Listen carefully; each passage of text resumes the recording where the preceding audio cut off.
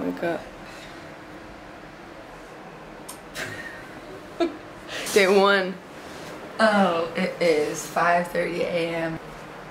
Yeah, I mean, there's really nowhere to start our journey today, and we're going to China.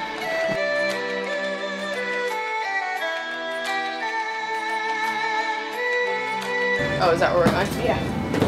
I want to be able to say that I fully experienced China. I don't want to come home and be like, man, I wish there was something I did. I wish I did that. So, I mean, I'm going to immerse myself in the culture. I want to try everything. I want to eat everything on the street. I want to do things that are going to make me uncomfortable and take myself out of my comfort zone, because I think that's when we're going to grow the most throughout this experience.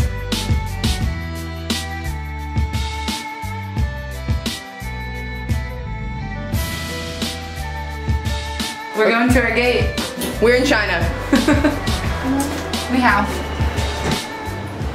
When we first got there, it was pretty crazy because we were in this Chinese airport and we didn't know anyone. We didn't speak any Chinese at all. We didn't know how to ask people if they spoke English. So here we are, two blonde girls kind of just wandering around. Everyone's staring at us. We have our suitcases. How to read Chinese. Air New Zealand. I got this.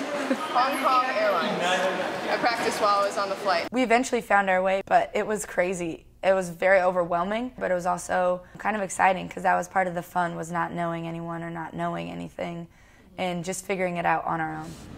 Aubrey finally got Wi-Fi. How do you feel? I feel great. Except Twitter is blocked. And Facebook? Facebook. How are you gonna manage? I'm gonna manage with Snapchat.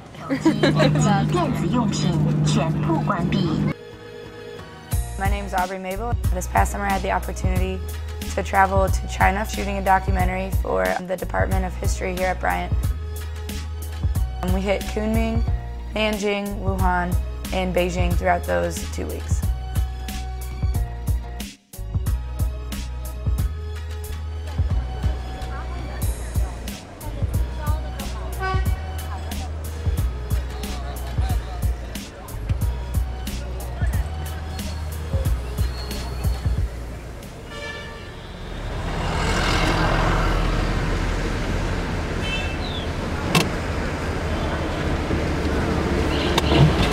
Aubrey is about to eat eel. Aubrey, how are you feeling? Great. I love seafood creatures.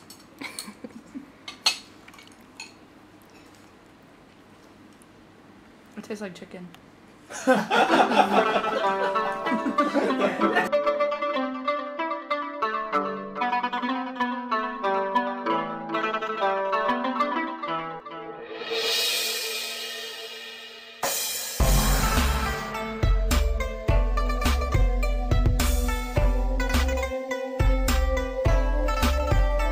So one of the rules of our trip was that you had to take a polite bite. This means that at every meal, you had to take a bite of everything that was on the table, regardless of what it was.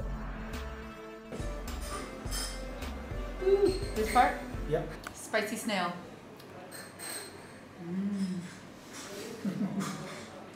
How was it? Round 2. You're gonna have a second one? It was actually really good. I mean, we ate some crazy stuff. Anything from a duck head, eel, snail, dove wing, straight up pig belly fat, little lobsters. I mean, the list goes on. And half the time, we just had no idea, but ate it anyways.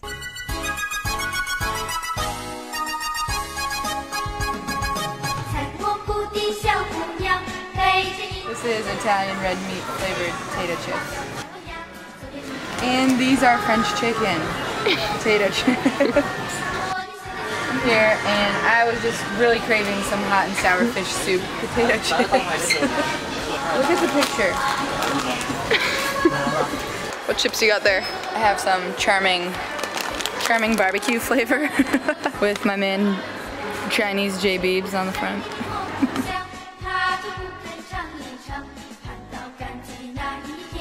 What kind of things do we have in our menu here?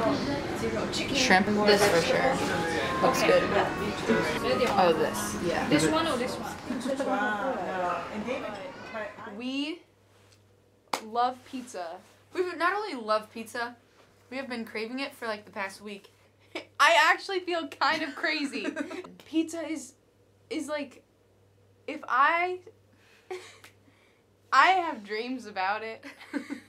It's not even that we're sick of the Chinese food because it's good. It's delicious. All very good. But like we just want a piece of pizza. I could go for one just piece of hot, unhealthy pizza. Just the cheese dripping down. God, I could do that too. And to top it all off, when we finally get onto the pizza website, it's all in Chinese, and all of the, I mean, okay, that makes sense. It is all in Chinese. We're in China, but all of, there's not even just like basic cheese.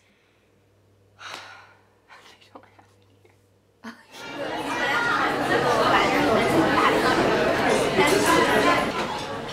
What do they have? Hawaiian pizza. We have rice also. I'm so excited. I'm actually sweating.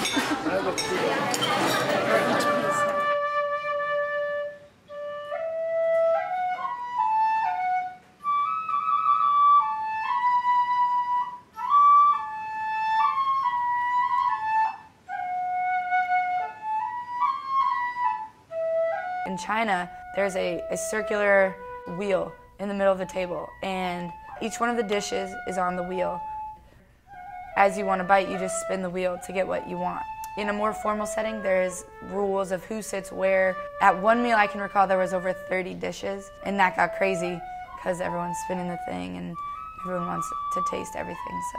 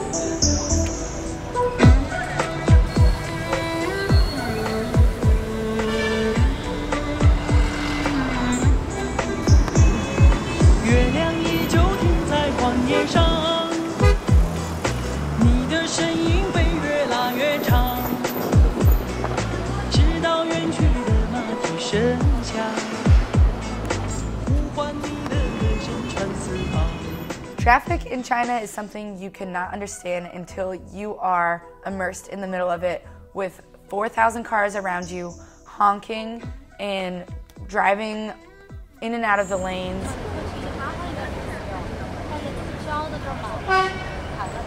In China, they use their horns not as a means of saying like, hey, F you, but as a means of saying, hey, I'm here.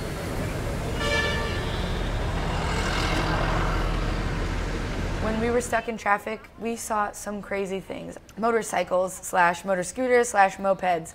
They are everywhere. Everyone is riding around on these little scooters and weaving in and out of the traffic. That is chaos already. There's so many people, so many cars everywhere you look. Being a blonde-haired, blue-eyed woman in China is definitely crazy.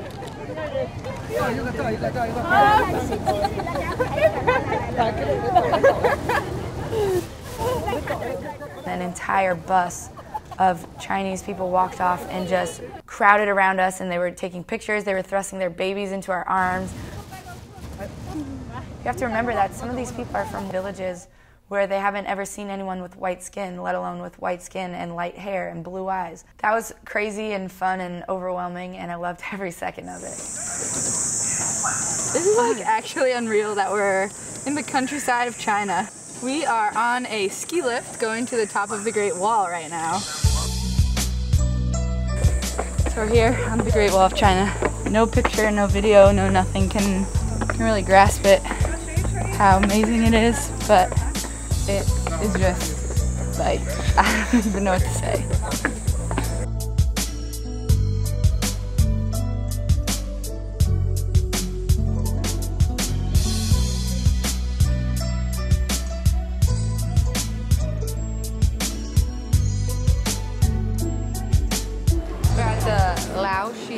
Tea house, and we're gonna watch a traditional Chinese performance.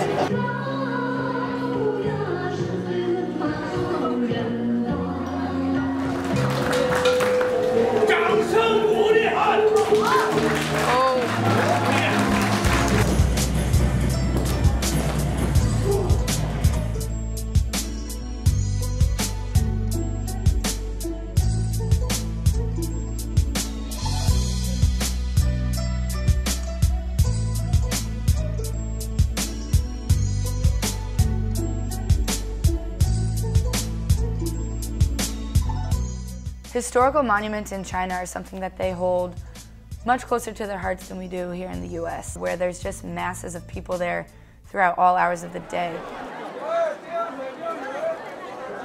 That's something that you wouldn't necessarily see here in the US, lines of people waiting to get into a museum or into a historical monument. It's just something that adds a different element to the Chinese culture, the way that they embrace their history.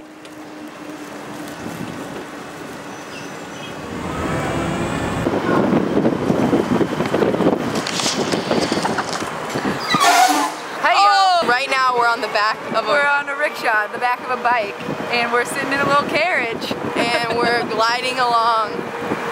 It's kind of bouncy. 你会说英文吗？ Oh. Okay. That's our driver. This is our second to last night in China. It's been so much fun. So now we making it back.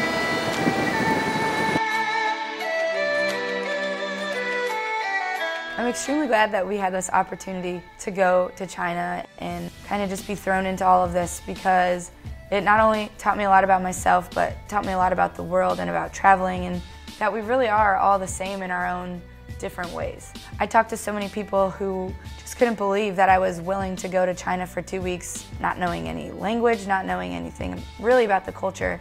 I mean, I think that's just a testament to the fact that we both were so open-minded to this whole experience, and I mean, we didn't really know what to expect out of it, but we knew that what we were going to get out of it was something extremely valuable and an experience that I wouldn't trade for the world.